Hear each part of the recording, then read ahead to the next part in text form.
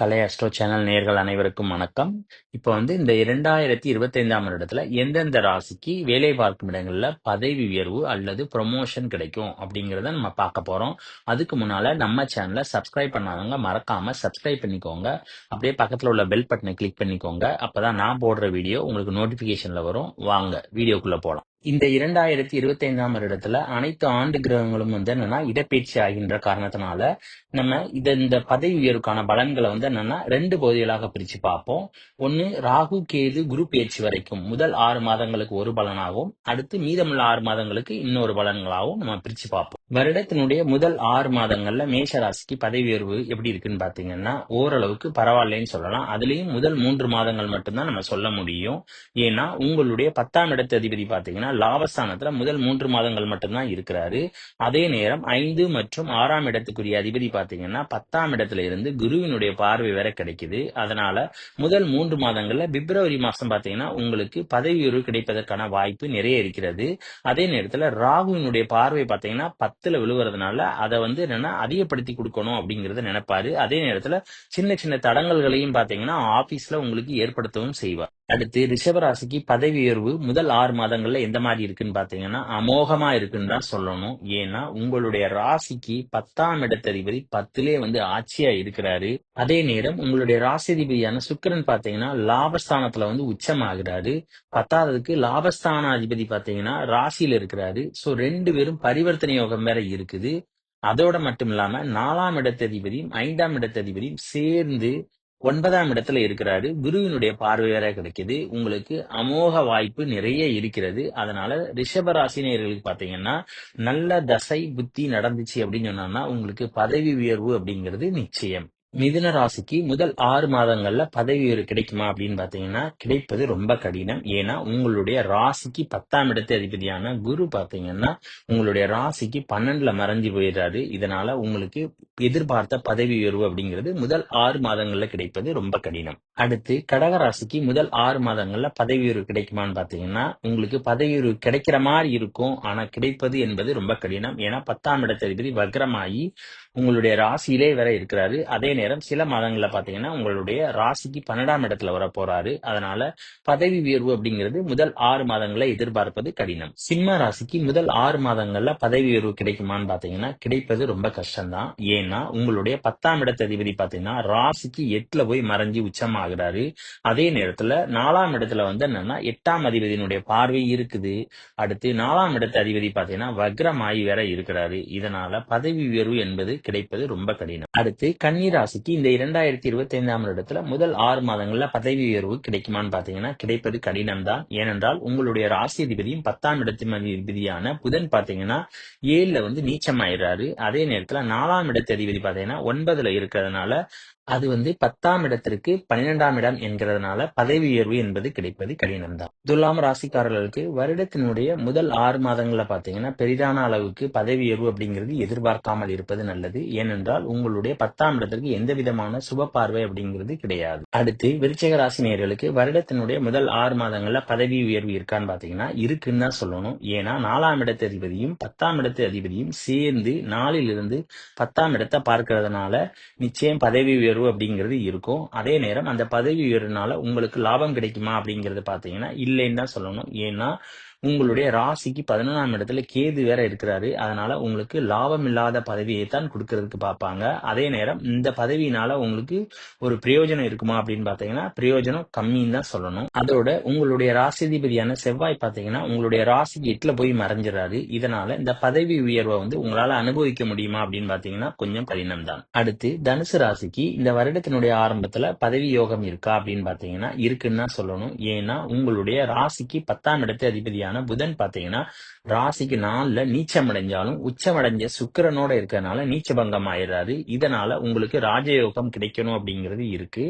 அதே நேரம் உங்களுடைய 4ஆம் இடத்து அதிபதியும் 6ஆம் இடத்து அதிபதியும் பரிவர்த்தனை யோகம் வேற இருக்கு. அதனால தனுசு ராசினியர்களுக்கு பாத்தீங்கன்னா பதவி உயர்வு அப்படிங்கிறது இருக்கிறது. அதே நேரம் ராகுவினுடைய பார்வை உங்களுடைய ராசிக்கு 10ஆம் இடத்துல விழுவுறதுனால பதவி உயர்வுக்கான போட்டிகள் அப்படிங்கிறது உங்களுடைய ஆபீஸ்ல நிலவும். மகர ராசிக்கு முதல் 6 மாதங்கள்ல பதவி உயர்வு உயர்வு கிடைக்குமான்னு பாத்தீங்கன்னா கிடைப்பது கடினம் தான். ஏனென்றால் உங்களுடைய ராசிக்கு 4ஆம் இடத்து அதிபதியான செவ்வாய் பாத்தீங்கன்னா வக்ரமாகி ராசிக்கு 6ல இருக்கிறாரு. அதே நேரம் 10ஆம் இடத்து அதிபதியான சுக்கிரன் பாத்தீங்கன்னா ராசிக்கு 3ல போய் உச்சமா இருந்தாலும் அது 10ஆம் இடத்திற்கு 6ஆம் இடம் என்பதனால வேலையில் பதவி உயர்வு கிடைப்பது என்பது கடினம்தான். அடுத்து கும்ப ராசிக்கு இந்த வருடத்தினுடைய முதல் 6 மாதங்கள்ல பதவி உயர்வு இருக்கான்னு பாத்தீங்கன்னா இல்லை என்றுதான் சொல்லணும். ஏனென்றால் உங்களுடைய ராசிக்கு 4ஆம் இடத்து அதிபதியான சுக்கிரன் மற்றும் 10ஆம் இடத்து அதிபதியான செவ்வாய் ஆகியவற்றினுடைய பார்வை 10ஆம் இடங்கள்ல இல்லாததுனால பதவி உயர்வு என்பது கிடைப்பது கடினம்தான். கடைசியாக மீன ராசிக்கு வருடத்தினுடைய முதல் 6 மாதங்கள்ல பதவி உயர்வு இருக்கான்னு பாத்தீங்கன்னா இல்லைன்னு தான் சொல்லணும். ஏனென்றால் உங்களுடைய ராசிக்கு 4ஆம் இடத்து அதிபதியான புதன் பாத்தீங்கன்னா அவர் நீச்சமாகி ராசியிலே இருக்கிறாரு. அதே நேரம் 10ஆம் இடத்து அதிபதினு பாத்தீங்கன்னா அவர் ராசிக்கு 3ல இருக்கிறாரு. 10ல எந்த ஒரு பார்வை அப்படிங்கிறது 4ஆம் இடத்து அதிபதியினுடைய பார்வையோ 10ஆம் இடத்து அதிபதியினுடைய பார்வையோ இல்லாத காரணத்தினால பதவி உயர்வு அப்படிங்கிறது எதிர்பார்க்க முடியாது. இனி இந்த 2025ஆம் வருடத்துல ராகு கேது குரு பயிற்சிக்கு பிறகு மீதமுள்ள மாதங்கள்ல எந்தெந்த ராசிக்கு பதவி உயர்வு கிடைக்கும் அப்படிங்கிறத பார்ப்போம். மேஷ ராசிக்கு வருடத்தினுடைய கடைசி 6 மாதங்கள்ல பாத்தீங்கன்னா பதவி உயர்வு இல்லைன்னு தான் சொல்லணும். ஏனென்றால் உங்களுடைய ராசிக்கு 10ஆம் இடத்து அதிபதியான சனி பாத்தீங்கன்னா ராசிக்கு 12ல போய் மறைஞ்சிறாரு. அதனால பதவி உயர்வு என்பது எதிர்பார்க்க முடியாது. அடுத்து ரிஷப ராசிக்கு வருடத்தினுடைய கடைசி 6 மாதங்கள்ல பதவி உயர்வு இருக்குமான்னு பாத்தீங்கன்னா இல்லைன்னு தான் சொல்லணும். ஏன்னா உங்களுடைய ராசிக்கு 10ஆம் இடத்து அதிபதி பாத்தீங்கன்னா 11ல இருக்கிறாரு. அதே நேரம் 5ஆம் இடத்து அதிபதி பாத்தீங்கன்னா நீச்சமாகி ராசிக்கு 11ஆம் இடத்துல இருக்கிறாரு. இதனால பதவி உயர்வு என்பது கிடைப்பது கடினம் தான். அடுத்து மிதுன ராசிக்கு 10ஆம் இடத்தில் குருவினுடைய பார்வை இல்லாத காரணத்தினால பதவி உயர்வு என்பது கிடைப்பது கடினம் தான். அடுத்து கடக ராசிக்கு பதவி உயர்வு கிடைக்குமான்னு பாத்தீங்கன்னா ஓரளவுக்கு கிடைக்கும் தான் சொல்லணும். ஏன்னா 10ஆம் இடத்து அதிபனான செவ்வாய் பாத்தீங்கன்னா 10ஆம் இடத்தை பாக்குறாரு. அதே நேரம் 4ஆம் இடத்து அதிபனான சுக்கிரன் பாத்தீங்கன்னா உங்களுடைய ராசியிலே இருக்கிறாரு. அதனால பதவி உயர்வுகளுக்கான பெயர் பட்டியல்ல உங்க பெயர் பாத்தீங்கன்னா நிச்சயம் இடம்பெறும். சிம்ம ராசிக்கு 10ஆம் இடத்து அதிபனான சுக்கிரன் பாத்தீங்கன்னா 10லே இருக்கிறாரு. இதனால பதவி உயர்வு ஏற்படுவதற்கு வாய்ப்பு இருக்கிறது. அதே நேரம் உங்களுடைய ராசி அதிபதியான சூரியன் பாத்தீங்கன்னா லாபஸ்தானத்துல இருக்கிறாரு. அதே நேரம் 8ஆம் இடத்து அதிபதி மற்றும் 5ஆம் இடத்து அதிபதி பாத்தீங்கன்னா லாபஸ்தானத்துல இருக்கிறதுனால சின்ன சின்ன தடைகளுக்கு பிறகு உங்களுக்கு பதவி உயர்வு கிடைப்பதற்கு வாய்ப்பு இருக்கிறது. அடுத்து கன்னிராசிக்காரங்களுக்கு பதவி உயர்வு கிடைக்குமான்னு பாத்தீங்கன்னா கிடைக்கும்னு சொல்லலாம். ஏன்னா 10ஆம் இடத்து அதிபதியும் 4ஆம் இடத்து அதிபதியும் பாத்தீங்கன்னா ஜூன் மாசம் 10ஆம் இடத்துல இருக்கிறதுனால பதவி உயர்வு என்பது நிச்சயம் கிடைக்கும். துலாம் ராசிக்கு 4ஆம் இடத்து அதிபதி 6ல இருக்கிறதுனால பதவி உயர்வு என்பது கிடைப்பது கடினம். அடுத்து விருச்சக ராசி நேயர்களுக்கு பதவி உயர்வு கிடைக்குமான்னு பாத்தீங்கன்னா கிடைப்பது கடினம் தான். ஏனென்றால் உங்களுடைய ராசிக்கு 10ஆம் இடத்துல 10ஆம் அதிபன் ஆட்சியாக இருந்தாலும் 4ஆம் இடத்து அதிபன் வக்ரமாயி ராசிக்கு 5ல இருக்கிறாரு. இதனால பதவி உயர்வு என்பது கிடைப்பது கடினம்தான். ஏனென்றால் உங்களை சுற்றி இருப்பவர்களே உங்களுக்கு பதவி உயர்வு கிடைக்காமல் இருப்பதற்கு முட்டுக்கட்டைகள் இடுவார்கள். தனுசு ராசிக்கு பாத்தீங்கன்னா வருடத்தினுடைய கடைசியில பதவி உயர்வு யோகம் இருக்குன்னு தான் சொல்லணும். ஏன்னா 9ஆம் இடத்து அதிபதியும் 10ஆம் இடத்து அதிபதியும் 2 பேரும் சேர்ந்து 10ல வருடத்தினுடைய கடைசியில இருக்கிறாங்க. இதனால தர்ம கர்மாதிபதி யோகம் அப்படிங்கிறது உங்களுக்கு ஏற்படுது. அதே நேரம் குருவினுடைய பார்வை உங்களுடைய ராசி மேல விழுவுது. இந்த தர்ம கர்மாதிபதி யோகத்தின் அடிப்படையில் பாத்தீங்கன்னா பதவி உயர்வு அப்படிங்கிறது உங்களுக்கு ஏற்பட இருக்கிறது. மகர ராசிக்கு பதவி உயர்வு கிடைக்குமான்னு பாத்தீங்கன்னா ஜூன் மாசங்கள்ல ஓரளவுக்கான ஆப்பர்ச்சுனிட்டி அப்படிங்கிறது இருக்குன்னு தான் சொல்லணும். ஏன்னா உங்களுடைய ராசிக்கு 4ஆம் இடத்துல 10ஆம் இடத்து அதிபன் 4ல இருந்து 10ஆம் இடத்தை பாக்குறாரு. அதே நேரம் 4ஆம் இடத்து அதிபனான செவ்வாய் பாத்தீங்கன்னா 4ஆம் பார்வையாக 10ஆம் இடத்தை வர பாக்குறாரு. அவர் நீச்சமா இருந்தாலும் ஓரளவுக்கான பார்வை அப்படிங்கிறது இருக்கிறது. இதனால ஓரளவுக்கு எதிர்பார்த்த பதவி உயர்வுங்கிறது கிடைக்கலாம். அதே நேரத்துல அந்த பதவி உயர்வுனால பெரிதான அளவுக்கு லாபங்கள் அப்படிங்கிறது எதிர்பார்க்க முடியாது.